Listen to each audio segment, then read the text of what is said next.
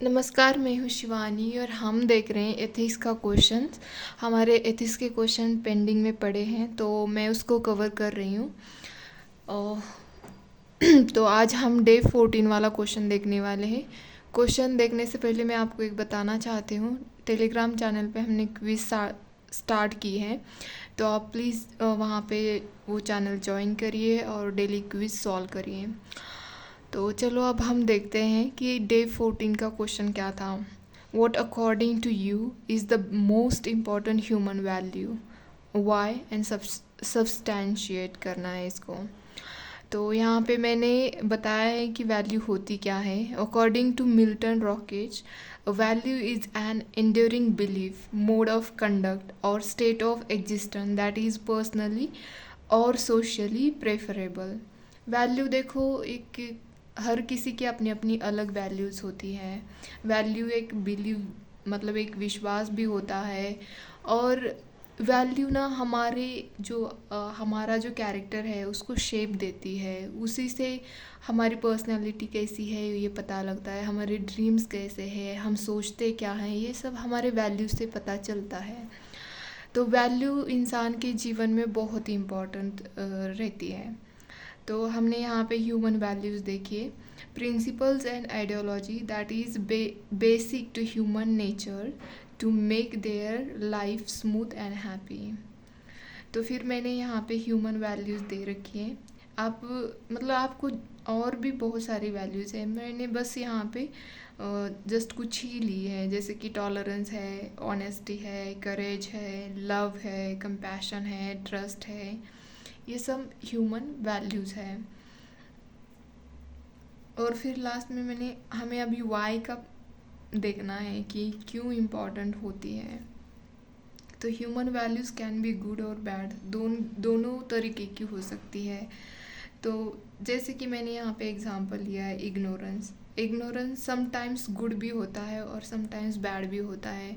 अगर जहाँ पे मतलब ऐसी सिचुएशन है कि जहाँ पे हमें ध्यान देने की ज़रूरत नहीं है, अगर उस पर ज़्यादा ध्यान देते तो वो सिचुएशन बेकार होने की को चांसेस होते हैं। तो हमें वहाँ पे उसे इग्नोर करना ही बेहतर रहता है। अगर हम उसको इग्नोर नहीं करेंगे तो फिर वो सिचुएशन ख़राब भी हो सकती है।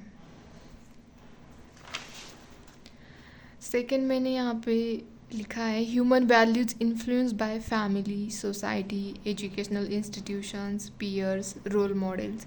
इनसे भी मतलब हमारी वैल्यूज़ आती है। और थर्ड लिखा है मैंने tolerance helps to encourage liberty, dignity, equality, fraternity and brotherhoods. मतलब इंसान के अंदर टॉलरेंस होना कितना ज़रूरी है, ये भी एक मतलब एक वैल्यू है। तो इससे मतलब हम बहुत कुछ कर सकते हैं। एज अ सिविल सर्वेंट उसके अंदर टॉलरेंस होना बहुत ज़रूरी है, ताकि जो भी अगर उसको कोई पॉलिसी इम्प्लीमेंट करनी हो या कोई एक्टिविटीज़ करनी हो तो उसके लिए मतलब टॉलरेंस होना बहुत ज़रूरी है। फोर्थ है maintain piece and communal harmony. अगर देखो हमारे कंट्री में हम देखते हैं कि मतलब कम्युनिटी के बीच में विवाद होते रहते हैं, तो वहाँ पे हमें टॉलरेंस, हमारे अंदर टॉलरेंस होना ज़रूरी है, तभी जाके हम वहाँ पे पीस मेंटेन कर सकते हैं। और फिर फिफ्थ लिखा है मैंने as an administrator tolerance can attract good will, trust, faith of public and generate an inclusive framework for good governance.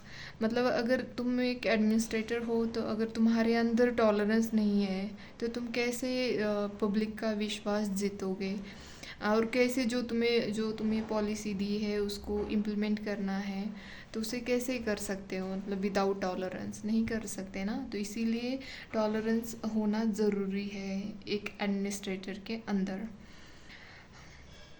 Sixth लिखा है मैंने यहाँ पे values are base of inclusive democracy. ये सच है, एक ह्यूमन के लिए भी वैल्यू एक बेस ही है, वैसे ही एक डेमोक्रेसी के लिए मतलब इंक्लूसिव डेवलपमेंट के लिए डेमोक्रेसी मतलब वैल्यूज़ होना बहुत इम्पोर्टेंट है। तुम्हारी वैल्यूज़ ही सब कुछ डिसाइड करती है। अगर तुम्हारी वैल्यू अगर निगेटिव बेस पे होगी तो आप जो भी एक्शन लोगे, जैसे भी आपका एटीट्यूड रहेगा वो निगेटिव ही रहेगा। तो आपकी वैल्यू बहुत इम्पोर्टेंट होती है।